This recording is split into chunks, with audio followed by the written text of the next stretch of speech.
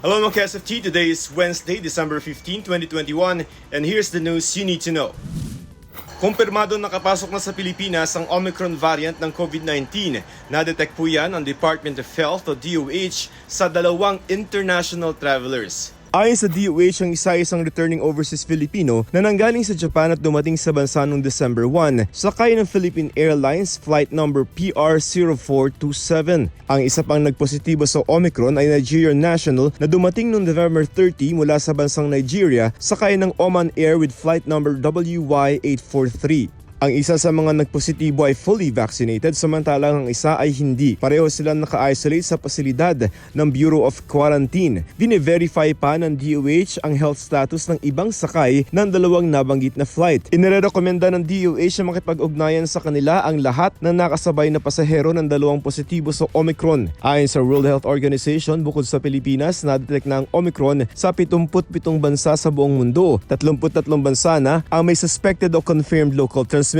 Unang na-detect ang Omicron sa South Africa noong nakaraang buwan.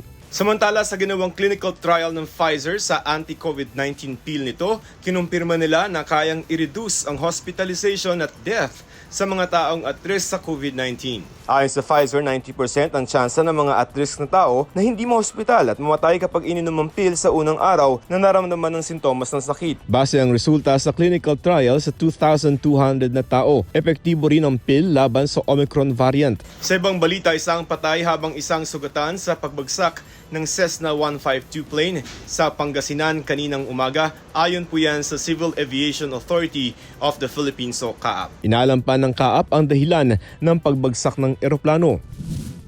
I'm Joseph Morong. Stand with us, stand for truth.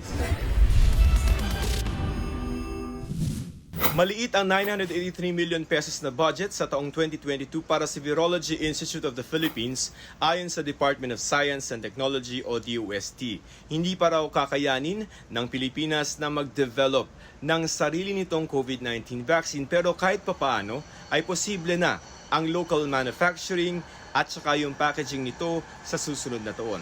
Here's Richard Heydarian's interview with DOST Undersecretary Rowena Guevara.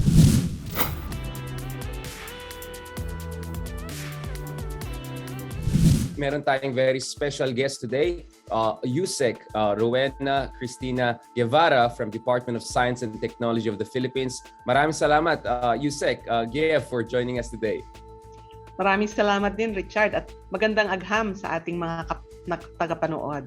So recently po, nasa news, base sa commentary ng some of the experts like Dr. Villalobos, na sinasabi niya na Pilipinas lang ang tanging bansa sa buong Asia na hindi nagpo-produce ng sariling vaccine. Specifically, I think she's talking about even the issue of COVID-19 vaccine production. Ano po yung state ng vaccine production, co-production, or yung mga plans natin dito sa Pilipinas vis-a-vis COVID-19? Currently, the RITM is working with the Asian Development Bank to come up with models, business models for vaccine production in the country as partnership between government and the private sector. As you know, vaccine production needs to be sustainable. And when it has to be sustainable, it is best that the private sector take the lead. Wala tayong vaccine developer yun.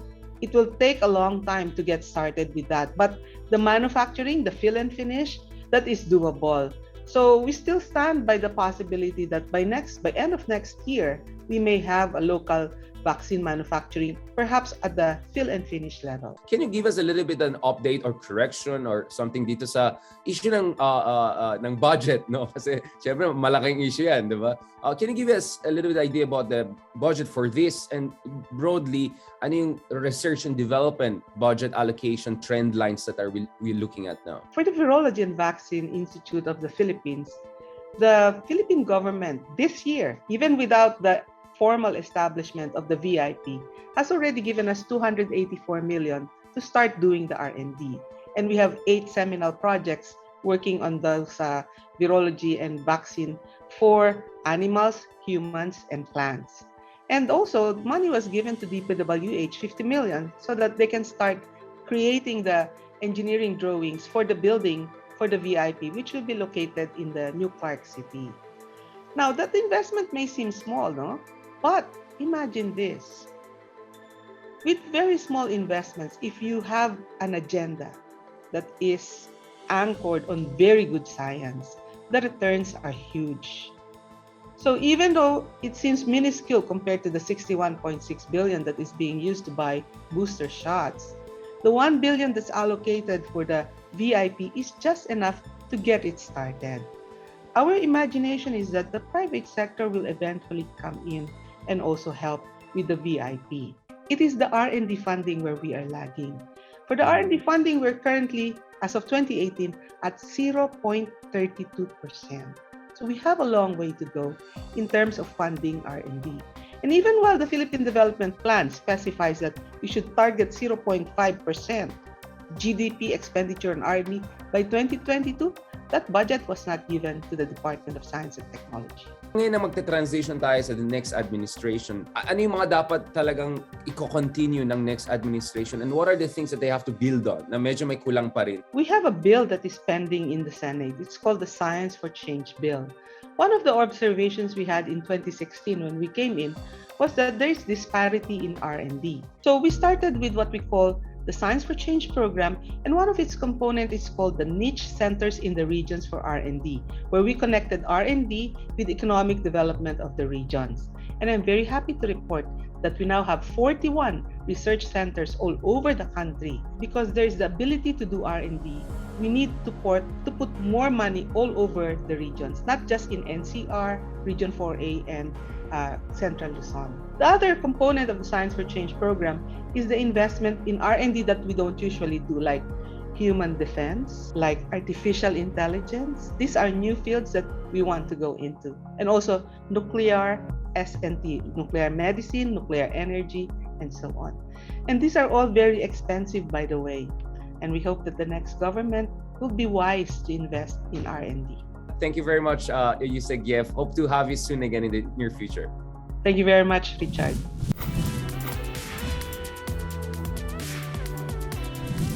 Nakapasok na mas nakakahawang Omicron variant ng COVID-19 sa Pilipinas. Kinumpirma ito ng Department of Health o DOH ngayong araw. Kasabay rin ito ang huling araw na nasa Alert Level 2 ang Metro Manila at iba pang mga bahagi ng bansa.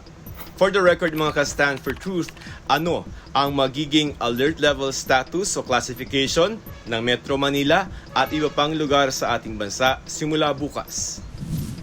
Ayon sa IATF, mananatiling nasa Alert Level 2 ang buong bansa hanggang matapos ang taong 2021. Kasi pilot pa rin yung implementation ng alert level system, no? So very clearly now, fino-forgo na po natin yung dating community quarantine system or classifications. Now we are fully implementing now yung alert level system sa buong Pilipinas. So titingnan natin ngayon ang ano yung mga do's and don'ts at guidelines mula sa alert level system.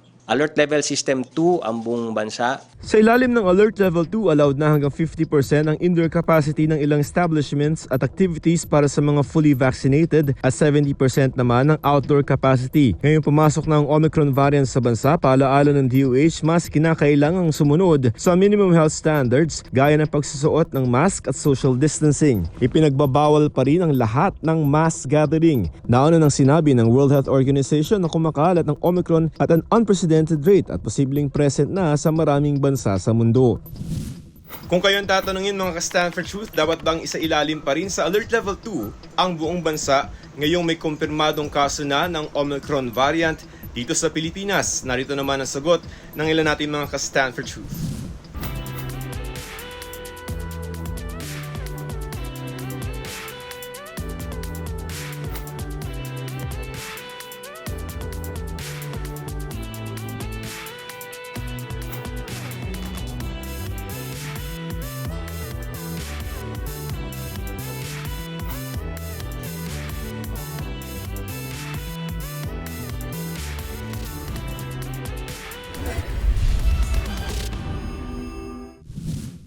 And that's all for today, mga KSFT. Don't forget to like and follow Stand for Truth GMA Facebook page for the latest updates. I'm Joseph Morong. Stand with us. Stand for Truth.